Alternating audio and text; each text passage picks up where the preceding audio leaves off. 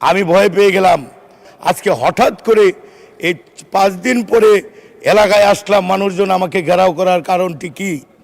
আমি সেখানে দেখি যে আমার পরিবারের যে ব্যক্তিটি রঞ্জিত নামে, যে জুতো পলিশ করে, সেও দেখি সামনে। আমি বললাম, রঞ্জিত কি অবস্থা, আজকে আমি ঘেরাও কেন? আমি গত শুক্রবার দিন এলাকায় গিয়েছিলাম।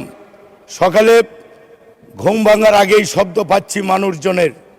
আমি দেখি আমার ঠিকানাটি ময়মনসিংহ বিভাগীয় শহরের একদম একটি মেইন রোডের 100 ফিটের মধ্যে। এই এলাকায় অনেক গরিব মানুষেরা বিভিন্ন ব্যবসা বাণিজ্য করে খায়, তারা আমার বাসার চতুর্দিকে। আমি ভয় পেয়ে গেলাম।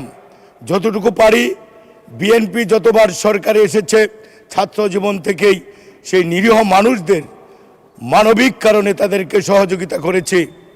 2টি ঈদেও করেছি জনাব তারেক রহমানের প্রণোদনা উপকারভোগীদের দেওয়ার।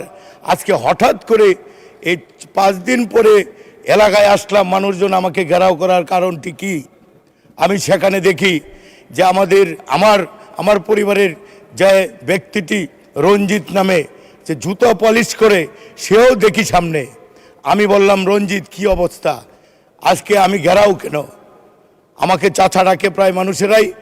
ওনারা বলে, আমরা ঘেরাও করিনি, আমরা এসেছি যে এই বাংলাদেশ হওয়ার পর যত বাজেট ঘোষণা হয়েছে বিএনপির আমল এবং আজকে জনাব তারেক রহমানের আমলে যে বাজেট ঘোষণা হয়েছে, আমরা তৃণমূল উপকারভোগীরা আমরা এতই খুশি হয়েছি যে আপনার কাছে এসেছি জনাব তারেক রহমান এবং জাতীয় সংসদের সেই অর্থমন্ত্রী সহ মন্ত্রী পরিষদকে আমাদের পক্ষ থেকে আপনি অভিনন্দন জানাবেন, শ্রদ্ধা জানাবেন মাননীয় স্পিকার।